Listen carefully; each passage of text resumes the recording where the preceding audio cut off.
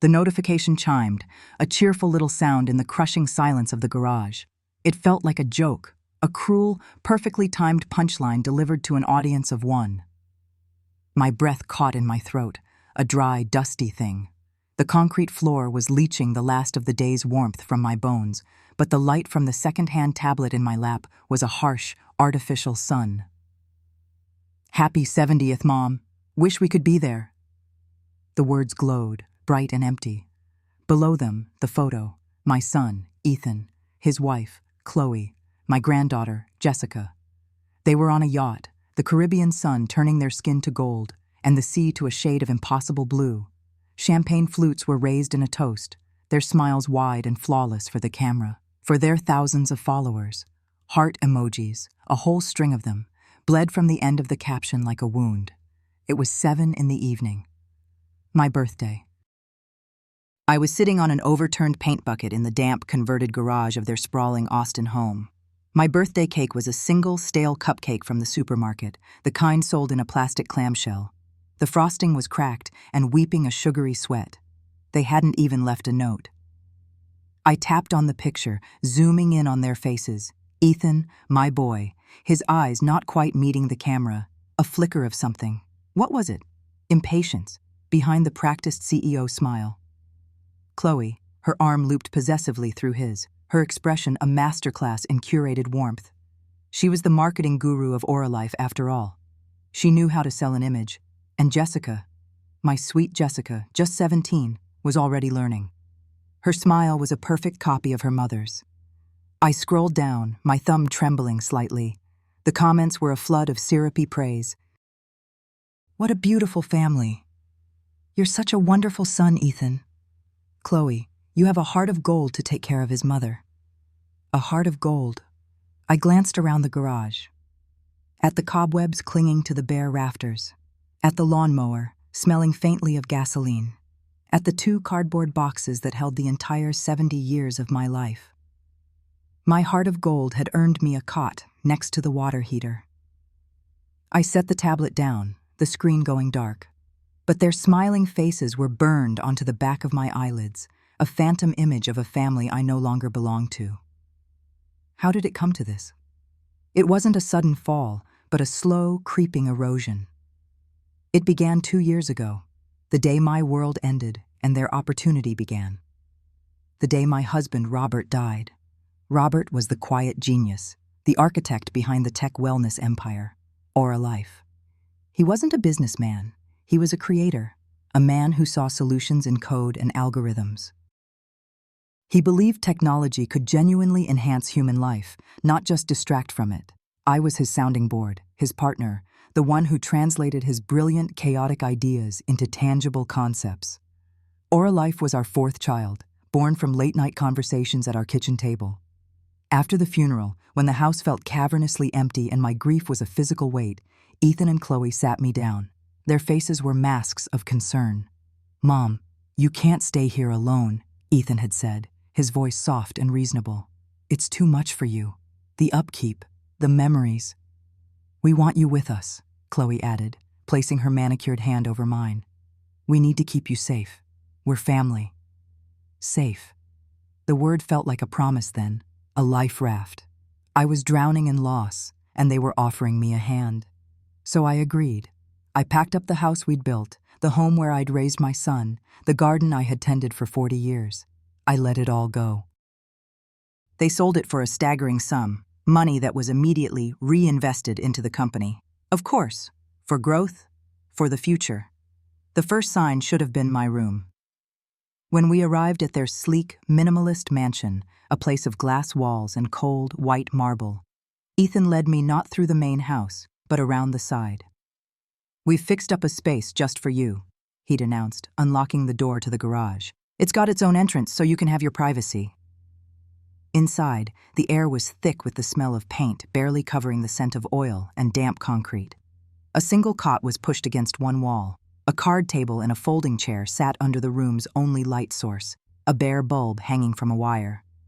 "It's temporary, of course," Chloe had chirped from the doorway, not stepping inside. "Just until we can get the guest suite properly renovated. We want it to be perfect for you." 2 years had passed. The guest suite remained pristine and empty, reserved for important visitors. My temporary space had become permanent. The privacy Ethan had promised was, in fact, isolation. I was a ghost in their home. My existence was an inconvenience they barely tolerated, a dirty secret hidden away behind a roll-up door. My days fell into a silent, grueling routine. I was up before the sun, the cold of the floor a shock to my bare feet. I'd slip into the main house, a shadow moving through the dark, to make their coffee, a specific complicated brew Chloe preferred, which I was never offered. Then the cleaning began. I'd scrub their cavernous bathrooms, the ones with sinks so modern you couldn't figure out how to turn on the water. I'd do their laundry, folding Ethan's expensive shirts and Chloe's designer athleisure wear. I'd vacuum the vast white rugs, terrified of leaving a single mark. They never spoke to me directly unless they needed something. Communication was usually through little sticky notes left on the kitchen counter. Wipe down the baseboards. You missed a spot. The hydrangeas are wilting. Water them. Jessica's friends are coming over. Please stay in your room. I was the unpaid maid, the invisible groundskeeper, the silent cook. I would prepare their meals, the healthy organic food that Aura Life promoted, and then retreat to my garage to eat their leftovers, usually cold, from a plastic container. I was a living embodiment of everything Aura Life claimed to fight against: isolation, neglect, a lack of well-being. I was their inconvenient truth. Sometimes I'd catch my reflection in the polished chrome of the refrigerator and not recognize the woman staring back. Her shoulders were slumped, her eyes vacant. Her hands, which once held Robert's, which once sketched out ideas for a billion-dollar company, were now red and raw from bleach. Where was Mia Collins? I wasn't a mother anymore, or a wife, or a partner. I was a function, a task, a problem to be managed. The worst part was the silence, the way they spoke around me, through me, as if I were a piece of furniture. One afternoon, I was polishing the silver, Robert's mother's silver, the only thing from my old life I'd insisted on keeping, and they walked into the dining room, deep in conversation. They didn't lower their voices. They didn't even acknowledge my presence. The engagement on the new post is through the roof, Chloe was saying, scrolling through her phone. The one about finding patience for aging parents. People love authenticity. Good, good, Ethan murmured, his eyes on his own screen. We need to leverage that. The brand needs to feel grounded, human. Chloe finally looked up, her gaze sweeping right past me. She's part of that, she said, her voice dropping to a conspiratorial yet still audible tone. She's an asset, in a way. The struggling matriarch. It makes our story more relatable. It gives our brand texture. An asset. Texture. I froze, the silver polished cloth clutched in my hand. The air left my lungs. I was not a person. I was a narrative device, a prop in the carefully constructed reality show of their lives. Ethan didn't even flinch. He just nodded, his focus entirely on the numbers on his screen.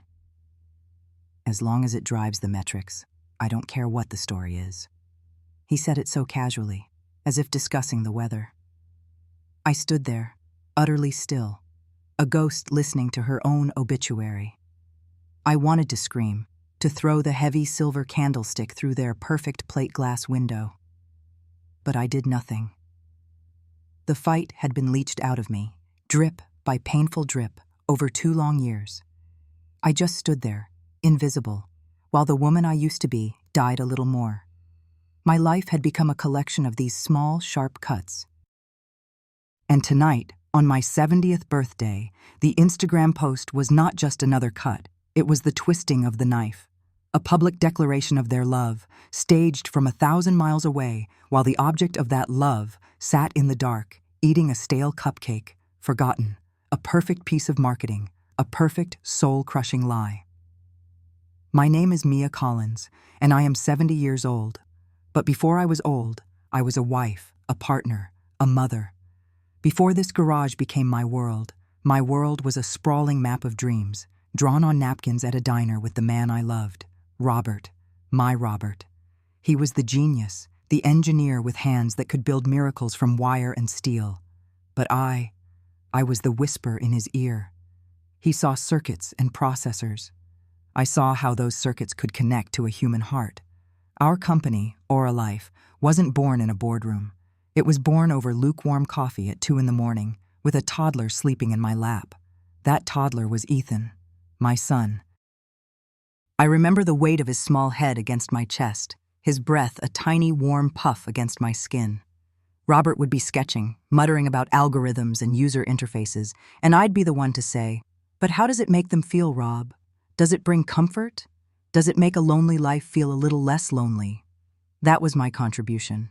I never asked for a title. I never wanted my name on the patents. My dividend was Robert's triumphant smile when an idea clicked, and the secure, happy home we built for Ethan. I poured my life into them, my husband and my son, like you pour water into soil, never asking the flower to thank you for the drink. It's just what you do. You nurture, you grow, you love. When Robert passed, the light in my world dimmed, but it didn't go out. I still had Ethan. He was a man now, with a wife, Chloe, and a daughter of his own, my sweet Jessica. When he insisted I move in with them, my heart swelled. "We need to keep you safe, Mom," he'd said, his hand on my shoulder. And I believed him. I trusted him. A mother's trust isn't a negotiation, it's an axiom. It's the foundation upon which everything else is built. I gave up my home, the house Robert and I had filled with a lifetime of memories, because I believed I was moving into the safety of my son's love. I didn't realize I was just moving into a smaller cage. It began subtly, as most insidious poisons do. It started with a phone, not for me to use, but to be used on me. Chloe, my daughter-in-law, with her perfect white teeth and a smile that never quite reached her eyes, had an idea. She sat on the edge of my cot in the garage one afternoon, the air thick with the smell of oil and damp concrete. She called it a project, a way to connect. "It'll be fun, Mia," she chirped, her voice a little too bright. "We're starting a TikTok account. It's called Caring for Chloe. It's all about raising awareness for dementia. You'll be our star." I remember frowning. "But Chloe, dear, I don't have dementia." She just patted my hand, a gesture that was meant to look comforting but felt like a dismissal. "It's about the journey, the little moments, showing people what love and patience look like. Jessica will do the filming. It'll be a good bonding experience for you two." And so the horror show began. It wasn't a bonding experience. It was a performance, and I was the unwilling, unpaid lead. The account, @Caring for Chloe, wasn't about awareness. It was about audience capture.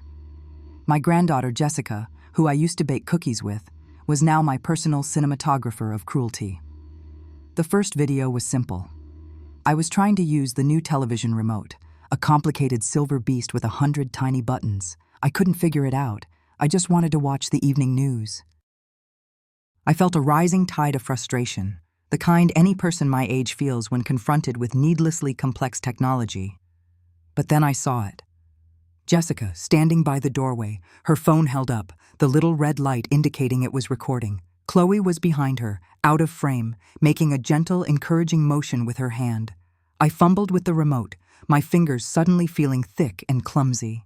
Later that night, I saw the video. It was edited with slow, sad piano music. The caption read, "The simple things become mountains. The slow fade is the hardest part. #End Alzheimer's. #Dementia awareness." It got 50,000 likes in an hour. It escalated from there. My life became a series of manufactured failures. One morning, I couldn't find my reading glasses. I searched everywhere, my heart beginning to pound with a low, thrumming panic. The world was a blur of colors and shapes. I felt a wave of dizziness as I stumbled, knocking over a stack of old magazines. And there was Jessica filming. The caption on that video: "Moments of confusion are becoming more frequent. Praying for my strong grandma. #family caregiver." The next day, I found my glasses tucked inside a dusty gardening glove on a high shelf I couldn't possibly have reached.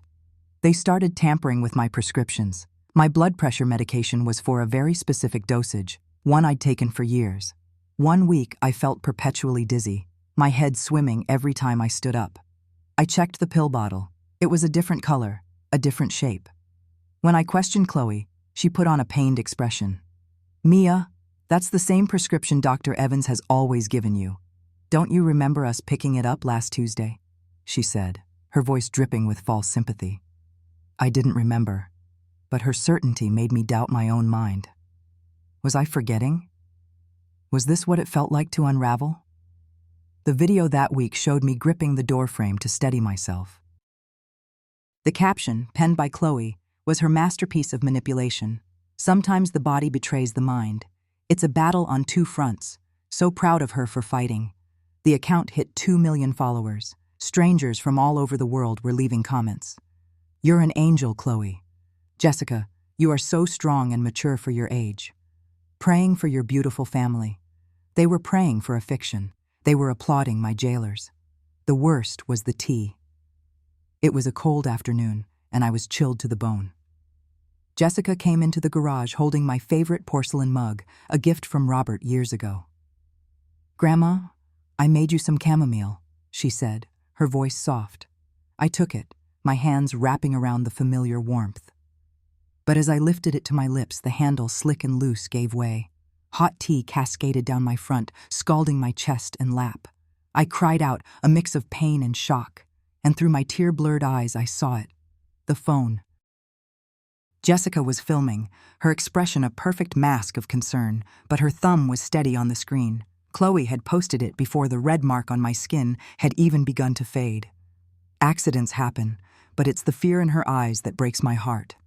#eldercare, #love. They didn't even help me clean up. They just got their footage and left. I sat there, shivering and wet in the silent garage, realizing this wasn't gaslighting. This was torture, monetized and packaged for mass consumption. My life had become their content. My suffering was their brand. Soon after the TikTok account took off, a new rule was implemented. I wasn't allowed to eat with the family anymore. The official reason, delivered by Chloe with a sterile pity, was that my chewing noises were triggering for Jessica's sensory issues. It was a lie so absurd, so transparently cruel, it left me breathless. The truth was, my presence at their table ruined the aesthetic. It was hard to project an image of a perfect, caring family when the subject of their care was sitting right there, a living contradiction to their narrative. So my world shrank further, from the house to the garage, from the family table to a folding tray next to my cot. I would hear the delivery driver from one of those expensive downtown restaurants, the ones with names I couldn't pronounce. The smell would drift into the garage, garlic and herbs, roasted meat, fresh bread. It was the scent of a life I was no longer a part of. I would hear their laughter, the clinking of wine glasses, the sound of Ethan telling a story about his day at the office. The sounds were muffled by the thin door separating the kitchen from the garage, but they were clear enough to paint a vivid picture of my exclusion. It was a special kind of torment, to be close enough to hear their happiness, but locked out of it completely. An hour or so later, after they had finished, Jessica would bring me my meal. It was never a fresh plate made for me. It was their leftovers, scraped onto a single dish. A piece of cold steak, a few limp spears of asparagus, a spoonful of congealed risotto. It was the ghost of a meal, all the warmth and joy eaten out of it. She would place the plate on my little tray without making eye contact and leave, closing the door softly behind her, sealing me back into my solitude. I ate what they gave me. I ate the cold remnants of their feast because I was hungry, and because some broken part of me still hoped that if I was compliant, if I was no trouble at all, they might remember they loved me. One evening, the silence was broken by their voices, clearer than usual. I had just finished my cold dinner and was sitting on my cot, the plate on my lap. The door to the kitchen was slightly ajar. I should have closed it. I should have covered my ears. But I didn't. I sat there frozen, and I listened. It was Chloe's voice, sharp and clinical. "She's an asset, you know," she said. I could picture her leaning against the counter, swirling a glass of red wine. "The more pathetic she looks, the more authentic our brand seems. The whole frail, confused grandma thing, it's relatable. People eat it up. They love a tragic backstory." There was a pause.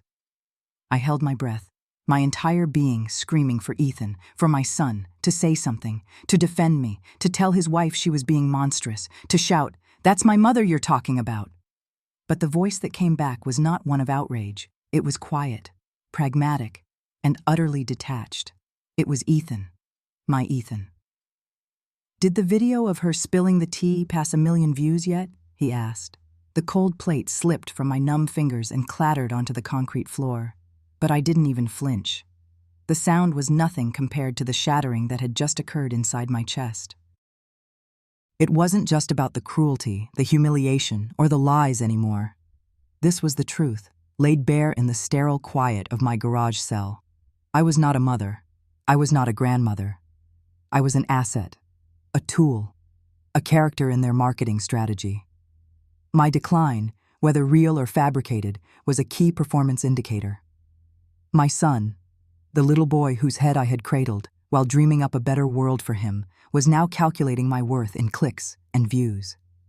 In that moment, the last flicker of hope I'd been nursing died out, and something else, something cold and hard and resolute, began to form in the darkness. They thought I was fading. They had no idea I was just beginning to focus. The sound of another Tuesday morning was the same as all the others, the distant hum of the expensive espresso machine in the main house, followed by the clinking of ceramic mugs I was no longer allowed to use. My world was the 4 concrete walls of this converted garage, a space that always smelled of damp earth and gasoline, no matter how much I tried to air it out. The single high window was smeared with years of grime, a cloudy lens through which I watched the life I was supposed to be a part of. I sat on the edge of my cot, the thin mattress doing little to cushion my old bones from the cold seeping up from the floor. My breakfast, when it came, would be whatever was left over from theirs, served on a plastic plate because, as Chloe had once explained to Jessica in a stage whisper loud enough for me to hear, "We can't risk Grandma breaking the good china. Her hands shake so much." My hands didn't shake, not then. I heard the garage door that led to the kitchen unlatch. It was Chloe. She didn't knock. She never did. She pushed the door open with her foot, a beige plastic plate balanced in one hand. On it sat a single, slightly burnt piece of toast with a smear of jam. "Here," she said, her voice flat, devoid of any warmth. She placed the plate on a rickety folding table next to the cot. It was the only table I had. There was no chair. I was meant to eat on the bed, like a sick animal. "Jessica has a friend coming over later, so try to be quiet. We don't want to have to explain things." Things meant me. My existence was an inconvenience to be managed, a messy secret to be hidden from their pristine, curated life. I nodded, not trusting my voice. I kept my eyes fixed on the peeling paint on the wall behind her. Looking at her directly was a mistake. It invited a certain kind of scrutiny, a cold assessment that made my skin crawl, as if she were inspecting a piece of furniture she was about to throw out. "And Mia," she added, her tone shifting, becoming sharper. "I saw you tried to wipe the window this morning. Don't. You'll just leave streaks. It looks worse." She left, pulling the door shut with a definitive click. The lock slid into place. I was sealed in again. I stared at the toast. My husband, Robert, used to bring me breakfast in bed every Sunday, 2 perfectly poached eggs on sourdough, with a single rose in a small vase on the tray. The memory was so sharp, so vivid. It was like a physical pain in my chest. I pushed the plate away. I wasn't hungry. Later that morning, the low growl of a powerful engine broke the suburban quiet. It wasn't Ethan's Tesla or Chloe's Range Rover. This was different. I moved to the grimy window, my heart giving a strange, unfamiliar flutter. A sleek, black sedan, the kind that whispers of old money and serious business, was parked in the driveway. A man in a perfectly tailored dark suit stepped out. He moved with an air of quiet authority I hadn't seen in years. He walked to the front door, and I watched as Ethan and Chloe answered, their faces instantly transforming. They wore wide, polished smiles that didn't reach their eyes.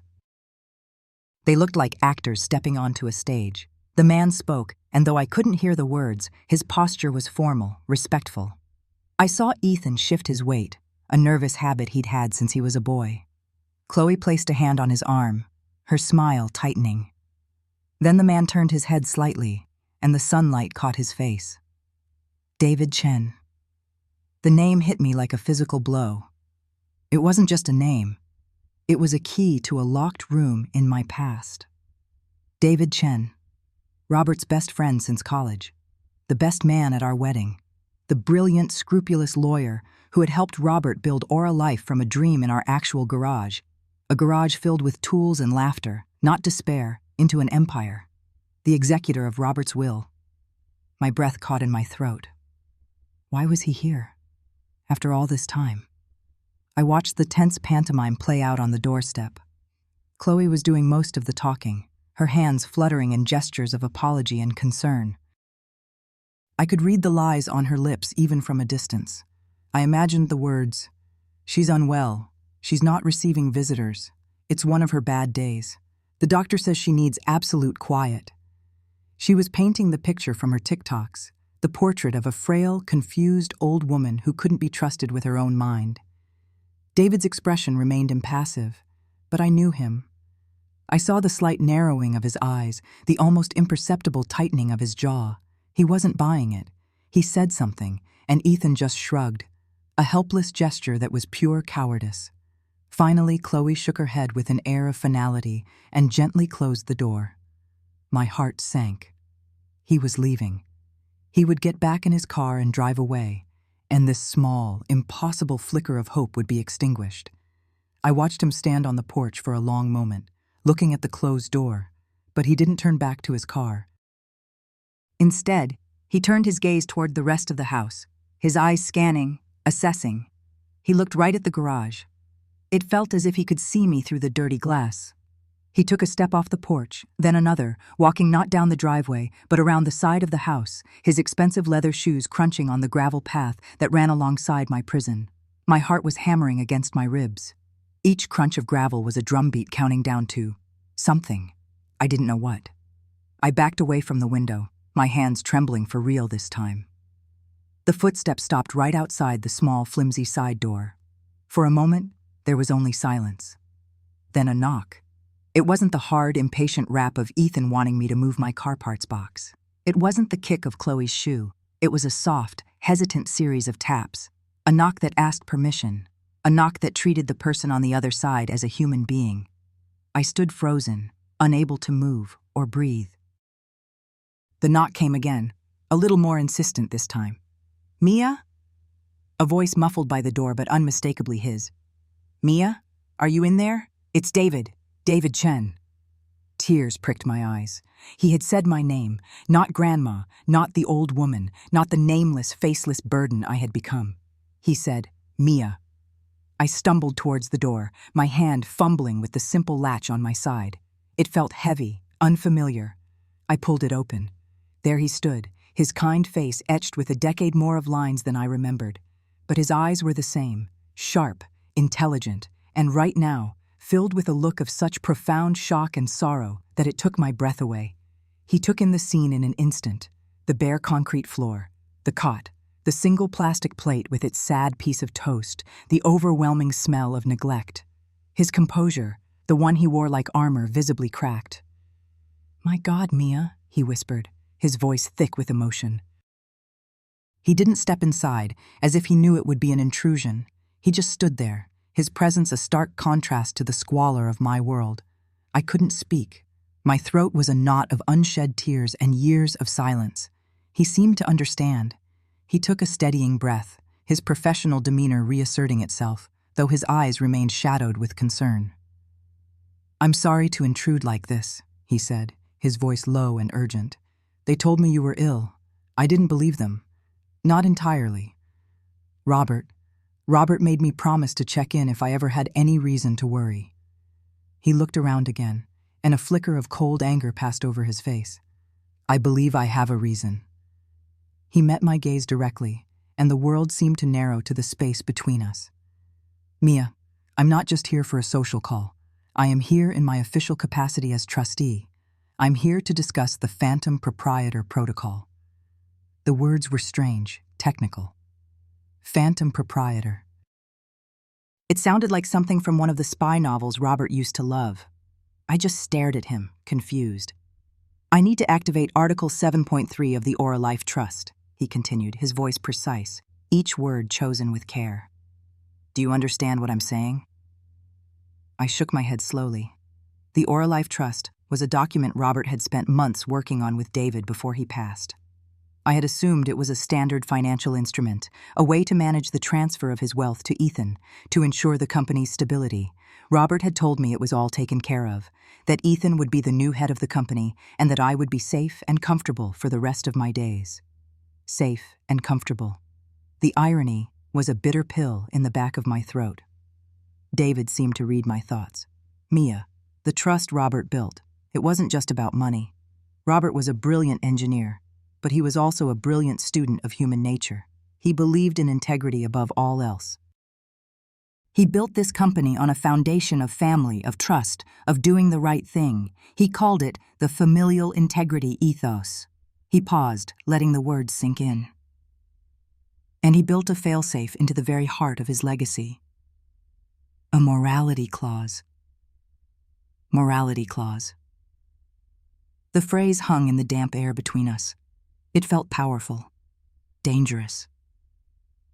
He worried, Mia, David said softly.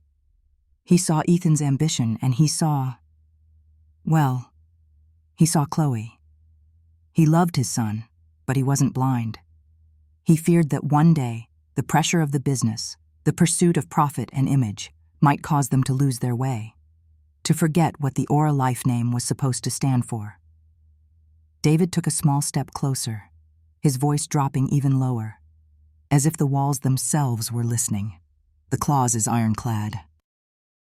It's Article 7.3. It states that if the acting leadership, that's Ethan and Chloe, should engage in any conduct, public or private, that fundamentally violates or brings disrepute to the core familial integrity ethos of the company, certain consequences are triggered automatically. My mind was racing, trying to piece it all together. Disrepute? Violation? I thought of the staged videos, of Chloe's saccharine voice narrating my supposed dementia for clicks and likes. I thought of being locked in this garage while my son and his wife posted smiling photos of themselves on a luxury vacation, captioning it with hollow words about family. I thought of overhearing Chloe call me a brand asset. What consequences, David? I finally managed to ask, my voice a dry, hoarse whisper. David's eyes were like polished steel. The consequence is absolute. The clause dictates that in the event of such a breach, 100% of the voting shares in Aura Life, along with complete control of all associated assets, trusts, and properties, are to be immediately and irrevocably diverted. Diverted. The word echoed in the small, cold space. Diverted to where? To a charity? To a different board? David must have seen the question in my eyes, because a small, sad smile touched his lips. It was the smile of a man about to reveal the final move in a chess game set up years ago. Robert always said you were the true genius behind Aura Life, Mia, he said. He said he was just the engineer who built the engine, but you were the architect who drew the plans. You were the heart and soul. He called you his phantom proprietor, the silent partner who held the true value. He held my gaze. And in that moment, the weight of the last few years, the fog of despair and humiliation, began to lift, replaced by a shocking, terrifying clarity. The shares don't go to a committee, Mia, David said, his voice resonating with the full weight of Robert's final act. They divert to a sole, pre-designated beneficiary, the one person Robert trusted implicitly to protect his life's work and its founding principles. He took a final, deep breath. They divert to you. The world stopped spinning. The damp air, the smell of gasoline, the cold floor beneath my feet. It all faded away. Me, the shares, the company, the houses, the money, all of it. It would all become mine. The power to reclaim my life, my dignity, my name, had been there all along, hidden in a legal document, waiting for a key. And David Chen had just put that key in my hand. He saw the understanding dawn on my face. That's right, Mia, he affirmed gently. According to the last will and testament of Robert Collins and the unbreachable terms of the Aura Life Trust, you are the phantom proprietor. You were always the fail-safe. You were always the one in charge. I looked past him, through the open door, at the corner of the grand house where my son and his wife were living a life of luxury built on my public humiliation. The pain was still there, a deep, aching wound, but for the first time in a long, long time, it was joined by something else, a cold, hard resolve. The ghost was about to come back to life, and she was going to haunt them. The flicker of hope ignited by David's visit was a fragile, precious thing. For the first time in years, I felt the ghost of the woman I used to be, the woman who had a voice, a partner, a purpose. The title he had given me, the phantom proprietor, echoed in the silent confines of the garage, a secret incantation of power. It was a shield, a promise. But a shield is only useful when an attack is imminent, and I had no idea how soon the first volley would be fired. It came not with a bang, but with the crinkle of a certified mail envelope. Chloe delivered it to the garage herself, a rare personal visit. She didn't knock. The side door just scraped open, and she stood there, silhouetted against the bright afternoon sun, making the dim space around me feel even more cave-like. She was wearing a cream-colored linen pantsuit, looking every bit the compassionate lifestyle guru her followers adored. "Something for you, Mia," she said, her voice dripping with a cloying sweetness that was far more unnerving than her usual clipped indifference. She held the stiff envelope between two perfectly manicured fingers, as if it were contaminated. "Looks important." Her smile was a work of art, a perfect curve that didn't touch her eyes. Her eyes were watching me, gauging my reaction, hungry for a flicker of fear or confusion she could mentally catalog for later. I took the envelope, my hand trembling slightly. It wasn't an act this time. The weight of it felt ominous. "Thank you, Chloe," I murmured, keeping my head down, playing the part of the meek, grateful elder she expected me to be. She lingered for a moment. "Ethan and I are just so worried, you know, especially after your visitor. We just want what's best for you." The words hung in the air, each one a tiny poisoned dart. My visitor, David. They knew. Of course, they knew. Their house was a fortress of smart devices. My conversation with David in this very garage had surely been overheard, if not recorded. The hope inside me flickered violently, threatening to go out. I waited until the sound of her expensive sandals clicking on the concrete driveway faded completely before I tore the envelope open. The paper was thick, official, embossed with the name of a law firm I didn't recognize, a firm far more formidable and costly than one would expect for a simple family matter. The words swam before my eyes, cold and formal. "Petition for conservatorship." My breath hitched. I had to read it 3 times before the full meaning sank in, like a stone dropping into the pit of my stomach. They were making a legal claim that I was mentally unfit to make my own decisions. They wanted to become my legal guardians, to control my finances, my health care, my very life, to make my imprisonment official, sanctioned by the state of California. I was no longer just their live-in help. I was to become their ward, their property. I called David, my hands shaking so badly I could barely dial the numbers. I read the words to him, my voice a cracked whisper. He was silent for a long moment, and in that silence, I felt the last embers of my hope turn to ash. "Don't panic, Mia," he finally said, his voice a low, steady rumble that cut through my rising terror. "This is an escalation, but it's a desperate one. They're scared. I'll be there in an hour." When he arrived, he looked over the documents under the single bare bulb of my garage lamp. His face was grim. "It's exactly what we feared," he said, tapping a paragraph. "They're petitioning for full conservatorship based on gross mental incompetence and alleging you are susceptible to undue influence." "Undue influence? You mean you?" I asked. "Precisely," David nodded. "They're going to paint me as a predator, a shyster lawyer who sniffed out a vulnerable old woman with a connection to a wealthy family and is trying to exploit her." He flipped to the last page. "And here's their weapon." He pointed to a line item under Exhibits. It was labeled Appendix A, Documented Behavioral Patterns. It wasn't a document. It was a web link. My blood ran cold. I knew, even before he said it, what it was. At Caring for Chloe, David read aloud, his voice laced with contempt. Their prime evidence, Mia, is the TikTok channel. He pulled out his own tablet, his fingers flying across the screen. He turned it to face me. On the screen was a video, professionally edited, with soft, sad piano music playing in the background. It was a compilation, 20 minutes long, titled Our Family's Struggle, a Granddaughter's Plea for Help. It opened with a shot of Jessica, her face tear-streaked, speaking directly to the camera. "We never wanted to share this," she whispered, her voice breaking. "But we hope our story can help others." Then it began. A rapid-fire montage of my worst, most humiliating moments, all expertly stitched together.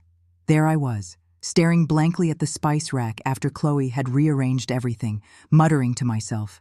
There I was, fumbling with my pills after they'd been swapped, dropping them on the floor as the camera zoomed in on my shaking hands. There I was, calling my own son by my late husband's name, a simple slip of the tongue presented as proof of profound delusion. They showed me wandering in the garden, looking for the pruning shears Chloe had deliberately hidden, with a caption that read, "Grandma gets lost in the backyard again. So scary." They included a clip of me spilling soup on my blouse, a moment where my arthritis had flared up so badly I couldn't hold the spoon steady. In the video, it was presented as a sign of deteriorating motor skills. Every clip was a lie wrapped in a kernel of truth. Every moment of frustration, every manufactured stumble, was now evidence in a court of law. The video was a masterpiece of emotional manipulation. It didn't show Chloe just off camera, whispering instructions to Jessica. It didn't show the arguments I'd had with Ethan moments before a clip was filmed, leaving me flustered and upset. It only showed the result: a confused, frail, incompetent old woman, a woman who was a danger to herself. "Their lawyer will argue this is irrefutable, time-stamped proof," David said, his voice tight with anger. "And a day-by-day record of your decline. The judge will see this, Mia. And the judge has probably already seen some of these clips on social media. They've poisoned the well. They've created a public narrative that we now have to dismantle in a court of law, and that is an incredibly difficult thing to do." He was right.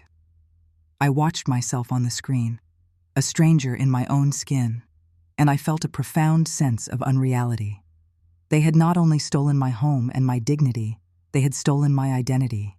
They had created a fictional character, a pathetic caricature named Mia Collins, and now they were using that character to legally erase the real me. The phantom proprietor felt like a cruel joke. I wasn't a phantom of power. I was just a phantom. The preliminary hearing was held in a sterile, impersonal courtroom that smelled of old paper and stale coffee.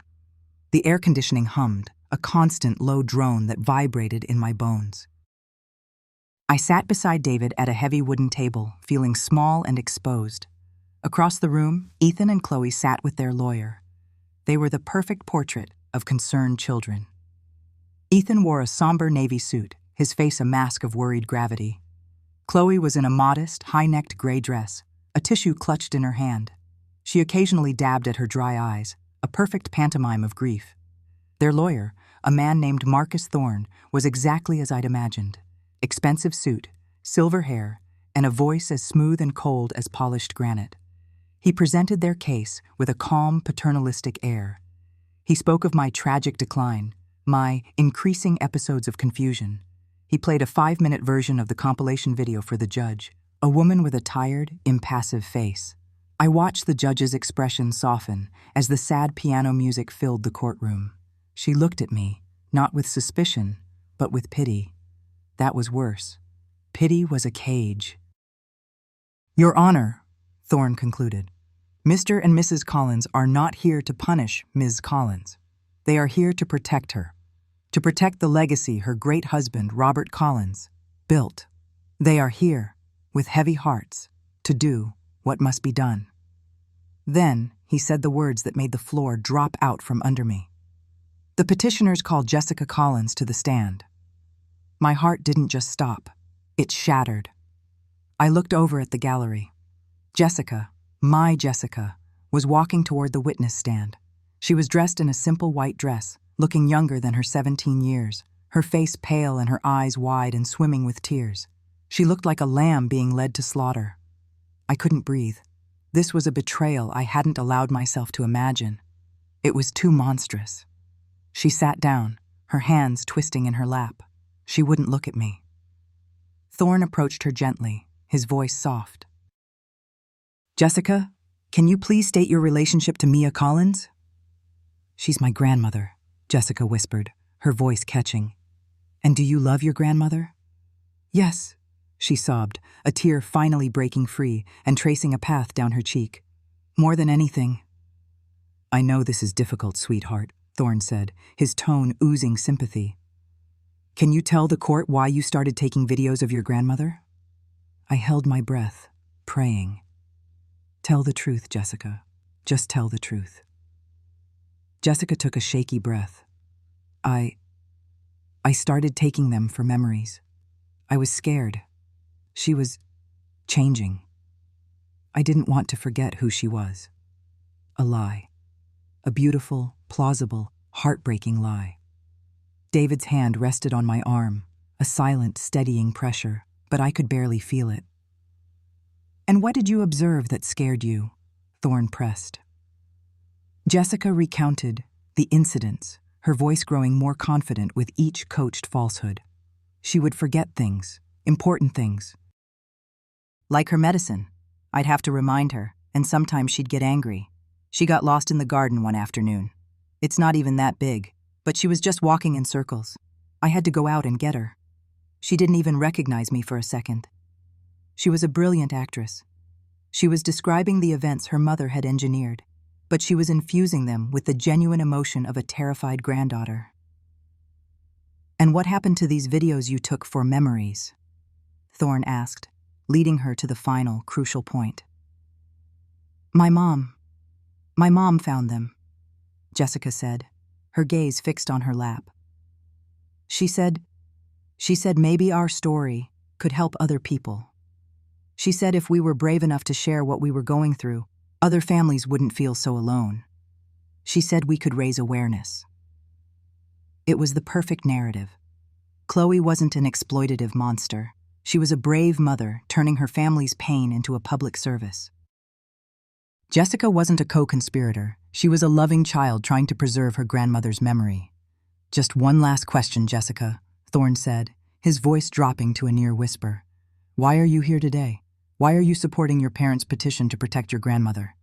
Jessica finally looked up. Her eyes met mine across the silent courtroom. They were filled with tears, a maelstrom of guilt, fear, and a desperate, silent plea. I could read it as clearly as if she had shouted it. "I'm sorry. I have to. They made me. Please forgive me." She turned her gaze to the judge. "Because I love her," she said, her voice cracking with what sounded, to everyone else in the room, like pure, unadulterated sincerity. "And I'm scared. I want her to be safe. I have to protect her." A wave of nausea washed over me. The pain was physical, a sharp, stabbing agony in my chest. This wasn't just a legal strategy. It was a soul-crushing act of emotional violence. They had taken the one person I thought was still mine, the last pure love I had in that house, and they had turned her into a weapon against me. To win this fight, to gain my freedom, I would have to stand up in this very courtroom and declare that this crying child, my own granddaughter, was a liar. I would have to publicly expose her as a willing or unwilling participant in my abuse. The cost of my freedom suddenly felt impossibly high. How could I save myself if it meant destroying her?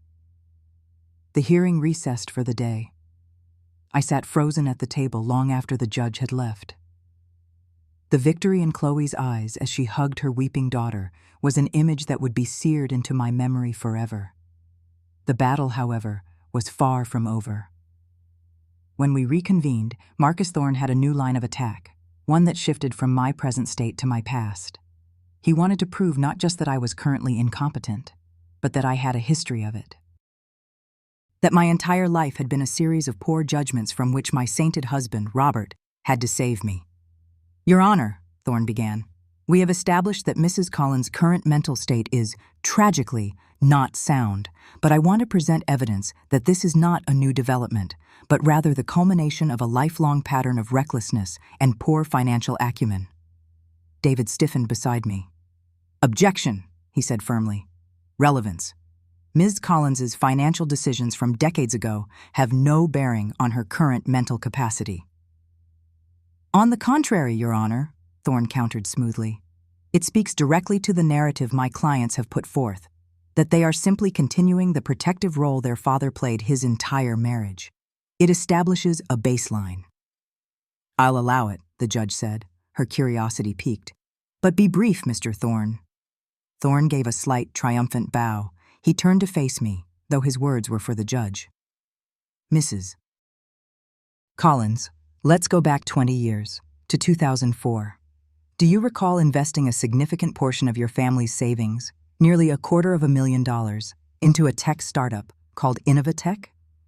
The name hit me like a physical blow. Innovatech. It was my passion project, my discovery. I had found the two young founders in a garage, not unlike the one I now lived in. They had a brilliant idea for data compression that was years ahead of its time. I saw the potential immediately. I convinced Robert. It was a risk, a huge one, but it was a calculated one. It was the kind of bold move upon which Aura Life itself was founded. "I remember the investment," I said, my voice quiet but steady. "And can you tell the court what happened to that investment, Mrs. Collins?" Thorne pressed, circling like a shark. My throat was dry. "The company, it went bankrupt." "It went bankrupt," Thorne repeated, letting the words hang in the air. "Wiping out your entire investment. Nearly bankrupting your own family in the process, is that correct?" We recovered," I stammered. The memory of that terrible time rising up, the shame, the fear. "And how did you recover, Mrs. Collins?" He pounced. "Isn't it true that your husband, Robert, a brilliant man, but one who should have been focused on running his own burgeoning company, had to take on 3 separate side jobs? He worked nearly 20 hours a day for 2 years to recoup the loss that you caused. He mortgaged his own genius to pay for your mistake." The way he framed it was vile. Robert had never once blamed me. When the news came that Innovatech had folded, he had simply wrapped his arms around me and said, "Okay, Mia. So that one didn't work. We'll fix this, together." The 3 jobs wasn't quite right either. He took on 2 major consulting contracts that he worked on late at night. He did it because we were a team, and when one of us stumbled, the other provided the strength to get back up. In Thorne's telling, I was a frivolous fool and Robert was my long-suffering savior. He then called Ethan to the stand. My son walked up, his face a perfect mask of sorrowful duty. "Mr. Collins," Thorne began, "do you remember this period?" "Vividly," Ethan said, his voice thick with emotion. "I was in college. I saw what that mistake did to my father. I saw the exhaustion on his face every single day. He worked himself to the bone." "And why did he do it, Mr. Collins? Did he ever blame your mother?" "Never," Ethan said, shaking his head sadly. "He loved her too much. He always protected her. He knew she had these impulses, these grand ideas that weren't grounded in reality. He saw it as his job to shield her from the consequences.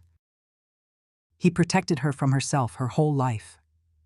Ethan paused, then looked directly at the judge, his eyes shining with unshed tears. "That's all we're trying to do now, Your Honor. Chloe and I. We are just trying to do what my father would have wanted. To continue his legacy of protecting the woman he loved from her own worst instincts." The narrative was complete. It was powerful. It was persuasive. It tied everything together in a neat, tragic bow. The TikTok videos weren't exploitation. They were documentation. Jessica's testimony wasn't a coerced lie. It was a cry for help. And my past wasn't a story of ambitious partnership. It was a cautionary tale of recklessness. I sat there, pinned to my seat by the weight of their lies. I was surrounded on all sides. They had used my present confusion, my granddaughter's love, and my past mistakes as 3 walls to build a legal prison around me. The judge looked at me, and I saw that the last shred of doubt in her eyes had vanished. She now saw what Ethan and Chloe wanted her to see: a helpless old woman, a lifelong burden who desperately needed to be saved. The hope David had given me, the secret power of the phantom proprietor, felt like a distant, impossible dream. I was invisible again, not just in my own home, but in the eyes of the law, and I had no idea how I would ever make them see the truth. The drive back from the courthouse was a silent, suffocating affair. David had offered to take me somewhere else, a hotel, his own guest room, anywhere but back to that house. I refused. A retreat would be a concession. A flight would be an admission of defeat. To win, I had to return to the battlefield, and my battlefield was a cold, damp garage. When David's car pulled up to the curb, I saw Chloe and Ethan waiting on the porch. They weren't looking at the car, but at each other, their heads close together. Chloe had a triumphant smirk on her face, the kind a cat wears after cornering a mouse. Ethan just looked relieved. His shoulders, usually so tense with the pressures of being CEO, were relaxed for the first time in months. They thought they had won. They thought the court hearing, Jessica's gut-wrenching testimony, had been the final checkmate. They were wrong. It was merely their opening move.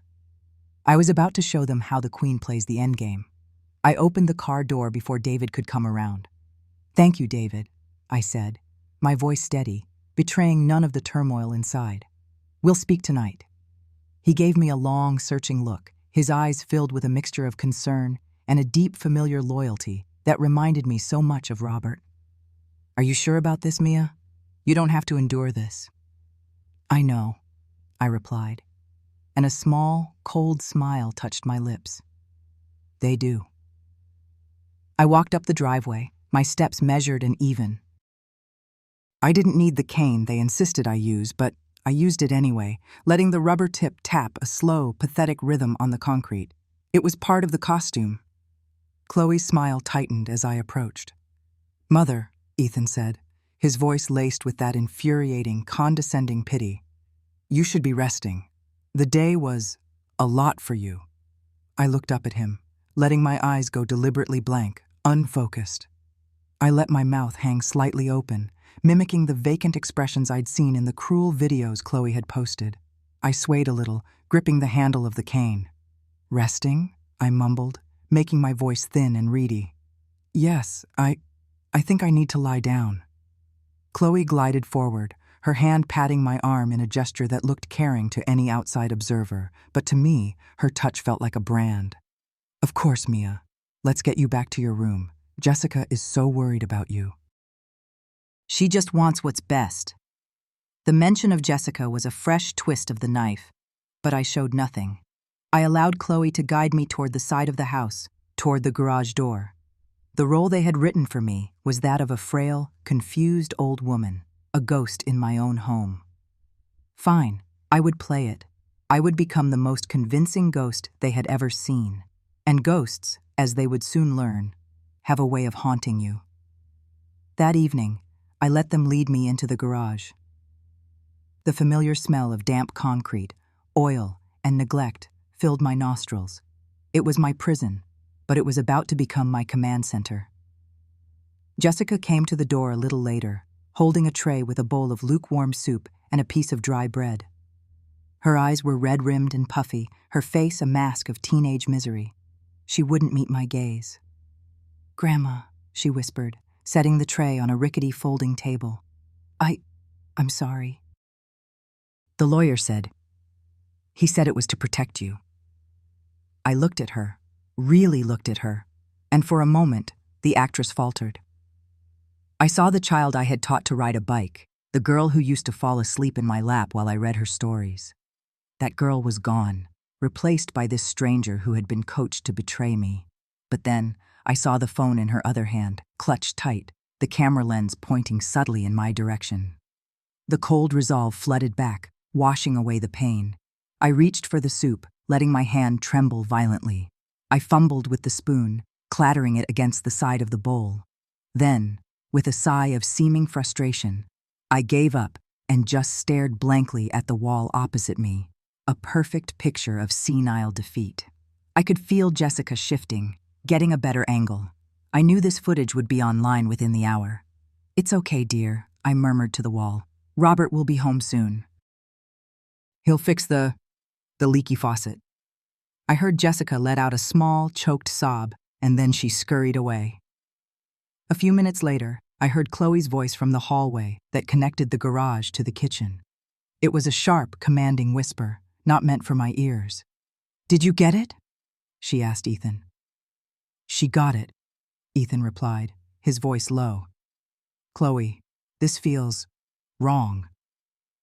"Don't go soft on me now, Ethan," Chloe snapped back. "This is a mercy. The court will see the new video. They'll see the testimony from today. It's an open and shut case. We'll get the conservatorship and we can finally manage her assets properly without her interference. We're doing her a favor. She's a vegetable, for God's sake. A valuable vegetable, but a vegetable nonetheless." A valuable vegetable. The words echoed in the cold air of the garage, not as an insult, but as a declaration of war. I sat there, staring at the wall for another 20 minutes, long after their footsteps had faded. I didn't move a muscle. I was a statue of grief and confusion. Then slowly, methodically, I picked up the spoon. My hand was perfectly steady. I ate the cold soup and the dry bread, every bite a sacrament of my silent vow. I needed my strength for the night ahead. When the house was finally dark and silent, a deep, settled quiet that meant Ethan and Chloe were asleep in my old master bedroom, I moved. The transformation was immediate. The frail, confused woman vanished, replaced by the phantom proprietor Robert had always known I was. I pulled a sturdy cardboard box from under my cot, the one labeled Old Linens. Inside, nestled between yellowed pillowcases, was a sleek, modern laptop. A burner, David had called it. Untraceable. I powered it on, the screen casting a pale blue light on my face. I put in a single, discreet earpiece and clicked on the secure, encrypted video link David had sent me.